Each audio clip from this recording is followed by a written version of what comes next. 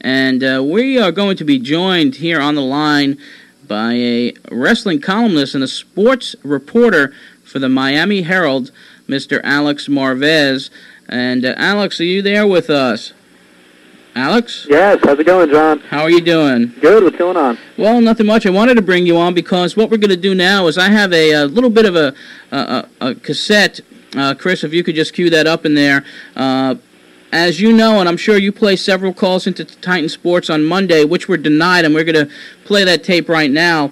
I called Titan Sports on Monday, was asked about information for this press conference. They said they had any. They didn't have any, rather. And I know that you placed several calls into the organization asking about the press conference, and what did they tell you? Well, I was told about the press conference, okay? That they did tell me, but only when I brought it up. They said that there's a press conference. I said, is at the Plaza Hotel? They said yes. I said, at 11 a.m., yes. Did I ever receive a phone call back from Steve Planamenta? No. Okay, we're going to play that cassette right now because I was very incensed at the press conference. I didn't see any of my colleagues around as far as any wrestling media, and I was just wondering, and I was curious to why the wrestling media was not allowed or not told about this. John, it's very easy to invite a reporter from Miami, or invite Irv Munchnick out in California who's not going to fly up there. Yeah, but I understand Irv sent someone down who wasn't admitted. Yeah, I mean, something like that can catch them off guard, but, it's very easy to do that. They could have invited Dave Meltzer for that matter and told him to fly up from California, but it's doubtful Dave would have done it. Yep, well, let's play this cassette and then we'll get right to you, Alex. Sure. Vince, can I just have one question, please? Why was the professional wrestling media denied access to this press conference today? I wasn't aware that. I can answer that, and they weren't. None of them called. Can you name me someone who called? Roy London, Pro Wrestling Illustrated. There was a reporter, Alex Marvez from Miami Herald. There were many wrestling media. None of them called to ask for credentials. It's my office, and I can assure you none of them called. Alex, did you see his plane ticket up from Miami? No, but I talked to several people at Pro Wrestling Illustrated and other... Did they contact my office? Yes, they did. They did? When? Yesterday. And who did they talk to? I talked to your assistants, either Melissa or Rob or Roy, I believe. Okay. They did not speak to me. Okay. All right, thank you. Okay.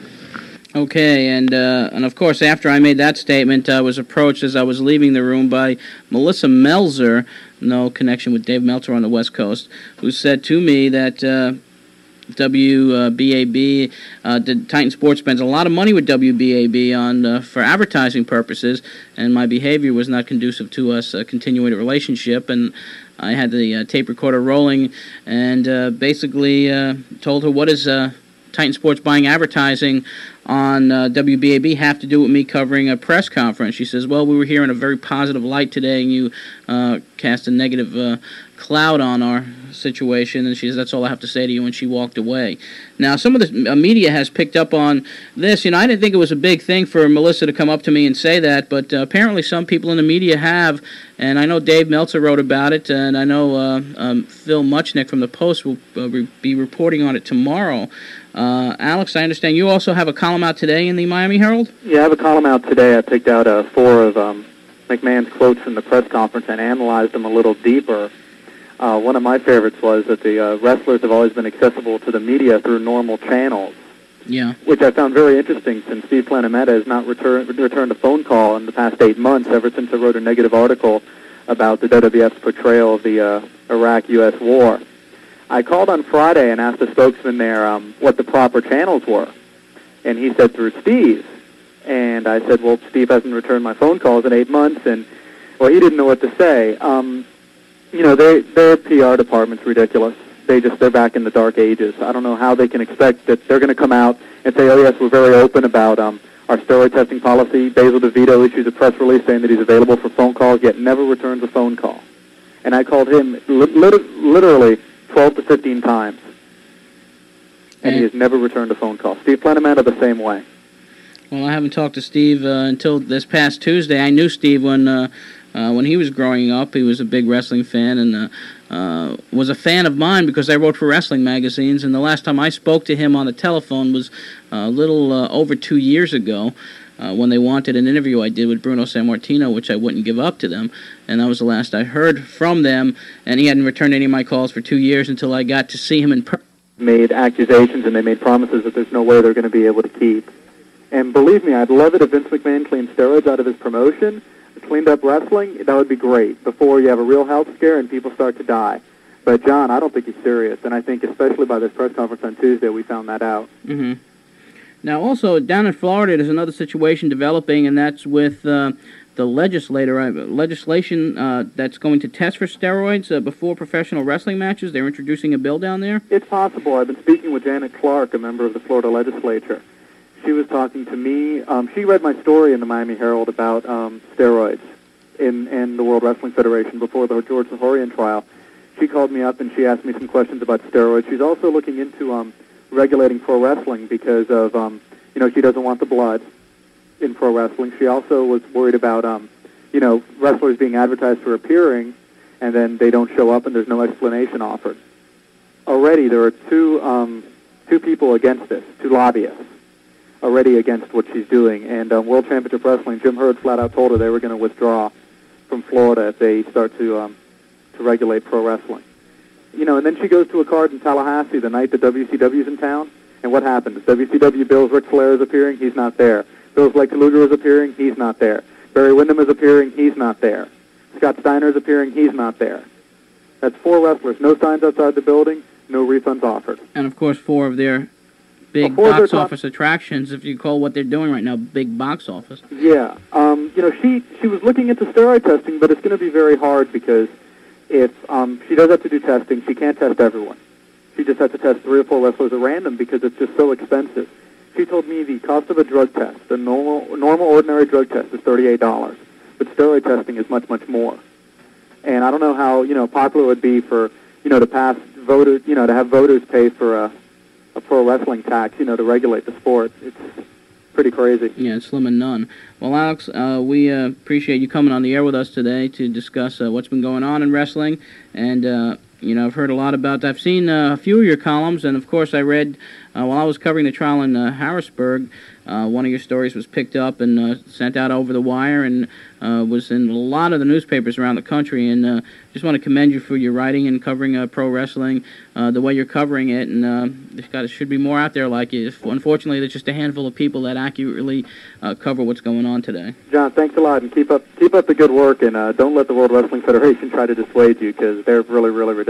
Well, I appreciate that, and thanks for coming on with us today. Take care, my friend. Okay. Alex Marvez of the Miami Herald. Yeah, I mean, that was that really kind of blew me away. And what really blew me away, not when Vince was like, I had no idea that no one was, and then Steve Planamenta, oh yes, there's no one called, and he was very defensive. And here's a little Steve Planamenta story. And I called him Little Stevie Planamenta back in the day. I met Steve Planamenta, the head of PR for the WWF at the time. I had met him while I was in college because one of my best friends in college, a guy by the name of Bill Martin from Ossining, New York, who was still one of my dearest friends to this day, his next-door neighbors were the Planamenta family. And the little boy, little Stevie Planamenta, was a wrestling fan and a reader of the newsstand wrestling magazines, which I appeared in very frequently as a writer.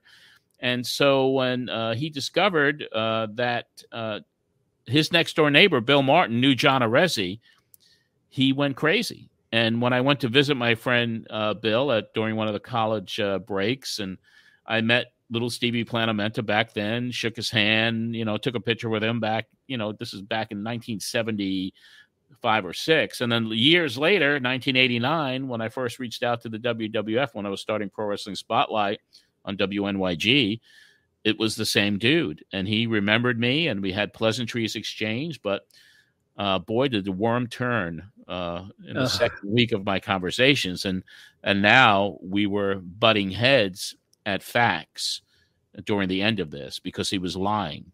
There was no doubt he was lying.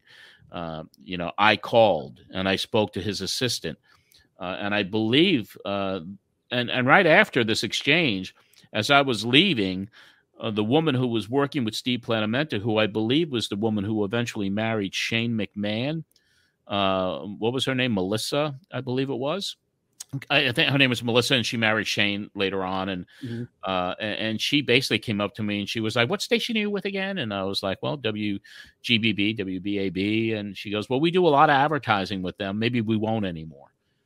just like that. And that was kind of like this implied threat. And I was like, well, here we go.